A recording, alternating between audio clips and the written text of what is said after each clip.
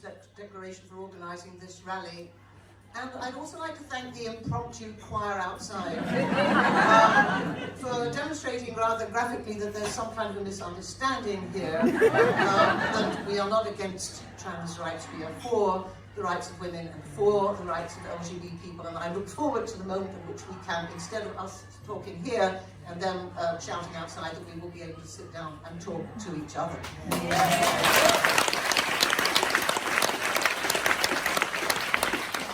Everyone in this room, well actually everyone on the planet, was born from the egg from a female and the sperm from a male. Biological sex is binary. It is immutable, and it's the basis on which women and LGBT people worldwide are oppressed. Sex, not gender. When I moved from London to Amsterdam, I became a professional translator. I deal with language. So I've watched with interest as more and more people have taken to using the word gender, partly to avoid the unwanted associations of the word sex. But it has spun out of control a bit, till it reaches everywhere, even influencing children's views of their own bodies and the lessons they're taught at school. Let's be clear. Sex is biology, gender is about social stereotypes.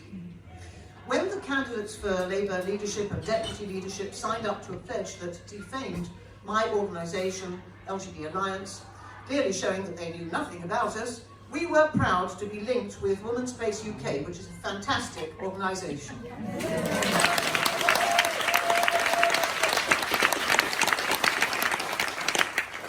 LGBT Alliance and Women's Space UK both insist on the importance of biological sex. And when women's sex-based rights are at issue, lesbian rights are doubly impacted. Women who make love and make their lives with other women have always been seen as a threat within patriarchal society. LGBT Alliance is an organisation that supports the rights of lesbians, gay men and bisexuals to define ourselves as same-sex attracted. Sexual orientation is protected by the Equality Act. More and more gay men and bisexuals are protesting against the insistence on gender identity. But we are a lesbian-led organisation, and that is no accident.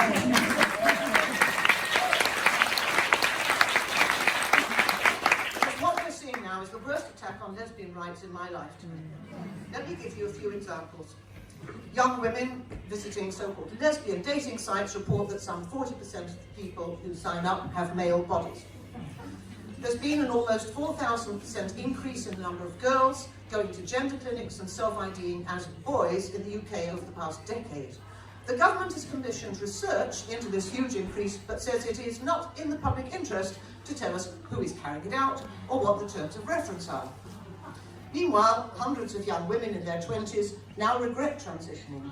You can go online and hear their stories. Brave young women like Benji from Canada, like Sinead Watson, and like Kira Bell, who's now challenging the NHS gender clinic in a landmark legal case.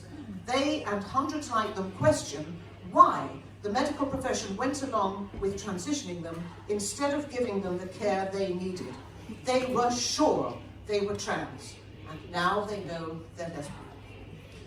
And lesbians are no longer welcome within what some people still refer to as the LGBT community. Community. When lesbians assert their sexual orientation at pride events, they are jeered at and shouted down by activists. When this happened at Lancaster Pride last year, the activists were praised on Twitter. Who by? By the chair of Stonewall. It's the upside down. Stonewall. That once proud organisation which helped to defeat the infamous Section 28 legislation and helped to achieve same-sex marriage. Stonewall no longer represents us. It has signed up to gender identity theory. Gender identity theory says that males who identify as women can call themselves lesbians. This is a kind of theft, stealing our word for ourselves, and we do not accept it. We are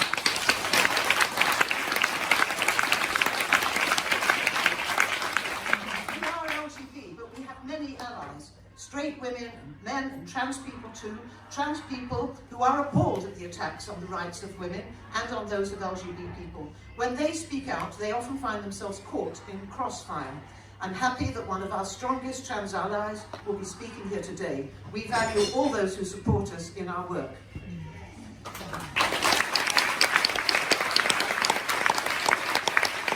What is that work?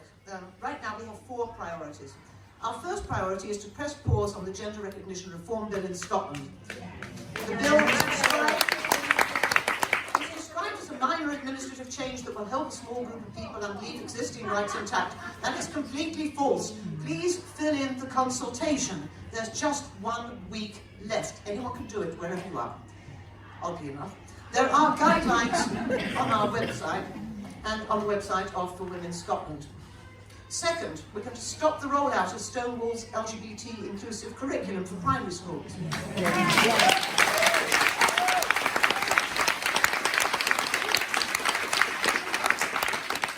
Although schools can choose which curriculum they use, Stonewall's is the only one shown on the DfE website resources page. No sign of the resource produced, for instance, by the group Transgender Trend. Stonewall's curriculum focuses on gender identity and suggests to kids that they may have been born in the wrong body. It does not belong in any classroom.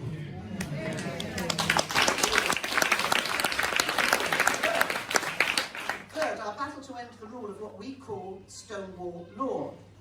We sent a letter to the EHRC in the autumn asking for an inquiry into whether Stonewall is in breach of the Equality Act. The EHRC wrote back saying there was nothing to worry about. Funnily enough, this didn't reassure us. Our lawyer has now sent the EHRC a killer letter detailing the damage Stonewall is wreaking across the public and private sectors with no parliamentary authority whatsoever. We're expecting a reply next week.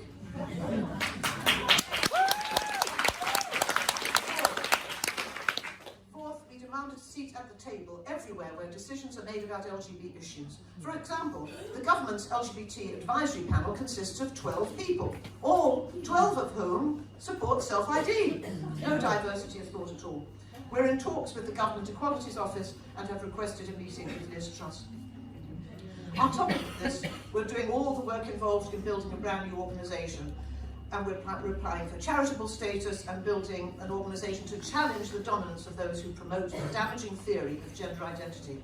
And we're preparing for our summer conference, which will be entertaining and informative, and we're going to have 22 LGBT Alliance flags flying in the heart of Westminster. It's Friday, the 12th of June. Hopefully tickets will go on sale in April. We're a grassroots organisation trying to engage with people who hold different views. And to the Labour candidates who know so little about us, I have 2 things to say. First, stop pretending that there is no conflict between the demands of trans activists, especially self-ID, and the rights of women and LGBT people. And second, talk to us. Where there are problems and clashes, let's sit down and talk about them. We've been arguing for months now. For fact-based, respectful discussions in which we can work towards finding solutions that are fair for everyone, for women, for LGBT people, for trans people, and for children. As Kate Harris, co-founder of LGBT Alliance, likes to say, our door is always open. Let me close with the words of the late Magdalene Burns. It is not hate to defend your rights, and it is not hate to speak the truth. So, when we leave here today, let's try to cast off the fear. Let's go out, stand up, and talk in public about sex and gender. Thank you very much. Stand up, sing for the future.